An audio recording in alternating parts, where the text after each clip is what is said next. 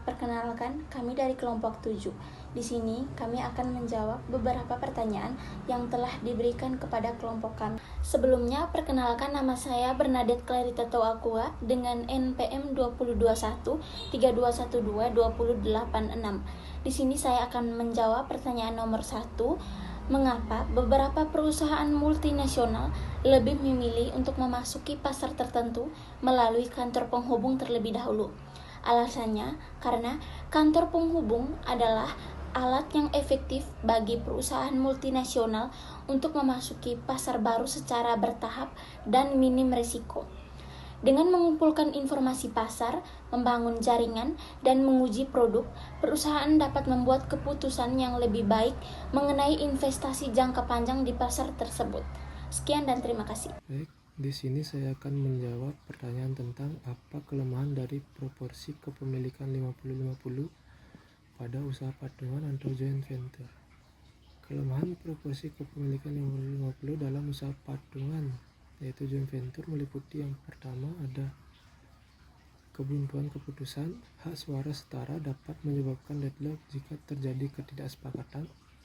Yang kedua, kepemimpinan tidak jelas, tidak ada pihak yang dominan yang dapat memutuskan dengan cepat. Yang ketiga, ada potensi konflik, perbedaan visi atau manajemen sulit diselesaikan tanpa pihak yang dominan. Yang keempat, kesulitan resolusi konflik, membutuhkan pihak ketiga untuk menyelesaikan perselisihan atau konflik. Yang kelima, proses keluar yang rumit. Pembubaran atau restrukturisasi bisa sulit tanpa kesepakatan bersama. Lalu solusinya adalah perjanjian kemitraan yang jelas, mekanisme penyelesaian konflik, dan strategi keluar yang disepakati sejak awal. Terima kasih. Baik, di sini saya akan jelaskan pertanyaan nomor 3 mengenai apa saja pro dan kontra dalam metode masuk dengan licensing. Yang pertama, pro, modal kecil dan risiko rendah. Pemberi lisensi tidak perlu menginvestasikan modal besar untuk memasuki pasar baru. Yang kedua yang ada di pro yaitu akses cepat ke pasar. Lisensi memungkinkan perusahaan untuk memasuki pasar baru dengan cepat tanpa harus membangun infrastruktur sendiri. Yang ketiga ada pendapatan tambahan.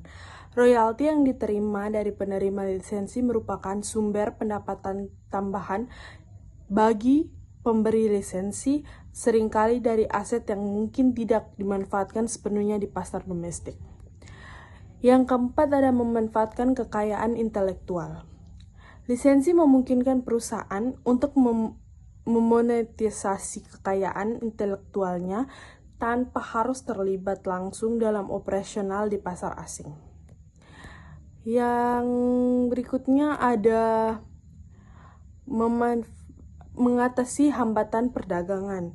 Lisensi dapat membantu mengatasi hambatan perdagangan seperti tarif, kuota, atau peraturan impor yang ketat karena penerima lisensi beroperasi di dalam pasar tersebut. Yang berikutnya ada kontra atau kerugian. Yang pertama ada kehilangan kontrol. Pemberi lisensi memiliki kontrol yang terbatas atas operasional, kualitas produk, dan pemasaran yang dilakukan oleh penerima lisensi. Hal ini berdampak pada penerima lisensi. Hal ini berdampak pada reputasi merek jika penerima lisensi tidak menjalankan bisnis dengan baik.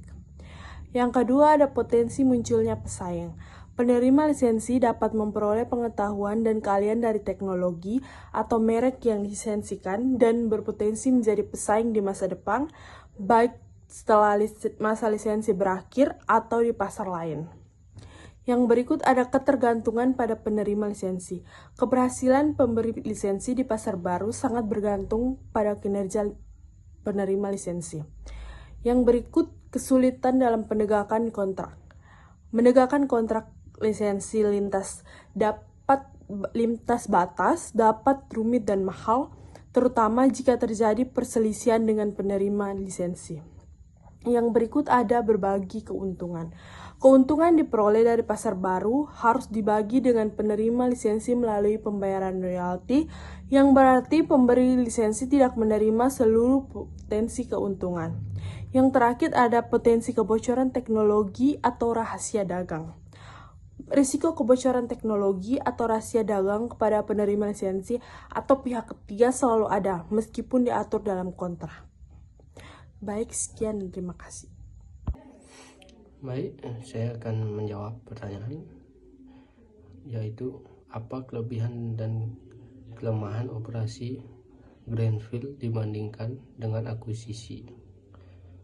Kelebihan operasi greenfield yang pertama ada 1. Kontrol penuh atas operasi, yaitu perusahaan dapat mengelola setiap aspek bisnisnya sesuai keinginan dan tanpa harus berkompromi atau menyesuaikan dengan praktik yang sudah ada.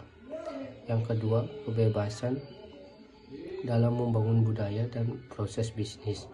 Perusahaan dapat membangun budaya perusahaan dan proses bisnis dari awal sesuai dengan visi dan misi perusahaan induk. Yang ketiga, penghindaran masalah integrasi, yaitu tidak ada masalah integrasi dengan perusahaan yang sudah ada yang sering kali menjadi tantangan besar dalam akuisisi. Kelemahan operasi greenfield, yaitu yang pertama, risiko yang sangat tinggi. Greenfield investment dianggap sebagai bentuk investasi asing langsung (FDI) yang paling berisiko karena melibatkan pembangunan dari awal dan eksposur terhadap risiko lokal seperti perubahan regulasi pemerintah atau inflasi.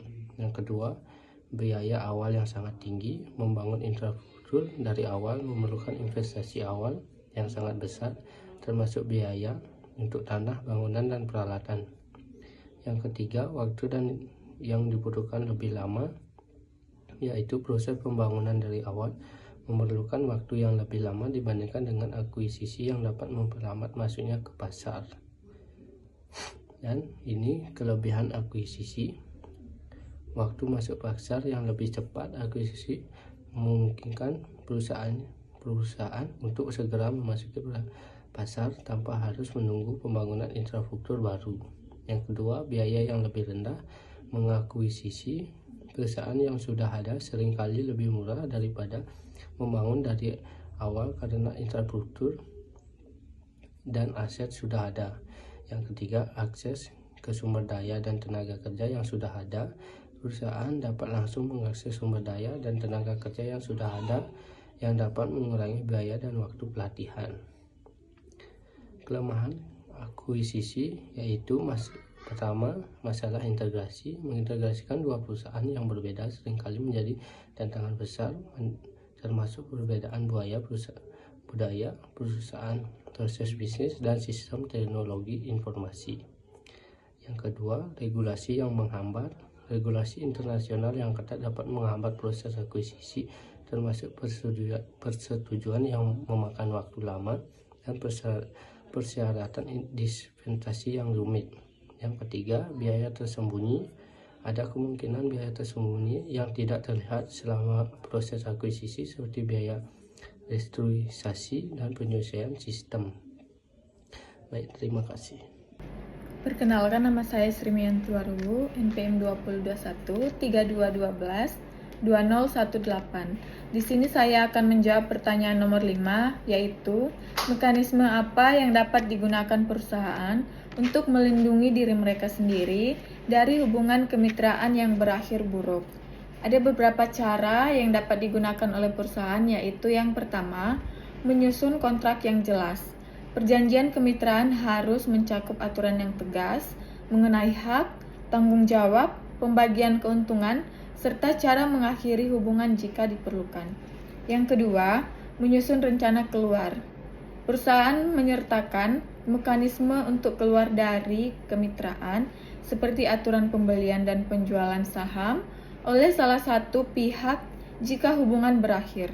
Yang ketiga, melakukan penilaian mitra. Perusahaan melakukan evaluasi terhadap calon mitra, termasuk reputasi, kondisi keuangan, dan potensi risiko sebelum memulai kerjasama. Yang keempat, menjaga kerahasiaan dan kompetisi. Perusahaan menggunakan perjanjian kerahasiaan untuk melindungi informasi penting serta klausul non-kompetisi untuk mencegah mitra bersaing langsung setelah kemitraan berakhir. Yang kelima, asuransi dan jaminan keamanan. Pastikan perlindungan melalui asuransi untuk mengantisipasi kerugian finansial atau operasional. Yang keenam, pengawasan secara berkala. Perusahaan mengadakan evaluasi rutin untuk memantau perkembangan kemitraan dan mendeteksi potensi masalah lebih awal. Yang ketujuh, penyelesaian masalah yang efisien. Perusahaan menentukan proses penyelesaian konflik seperti mediasi atau arbitrase untuk menangani perselisihan dengan cara cepat dan menghindari pengadilan. Yang kedelapan, menghindari ketergantungan. Perusahaan tidak hanya bergantung pada satu mitra, melainkan perusahaan mencari mitra lain agar risiko lebih tersebar. Dan yang terakhir, pengaturan akses terbatas. Perusahaan membatasi akses mitra ke informasi sensitif perusahaan hingga hubungan benar-benar terbukti stabil. Dengan langkah-langkah ini, perusahaan dapat mengurangi risiko dan menjaga keberlangsungan bisnis meskipun hubungan kemitraan tidak berjalan dengan lancar.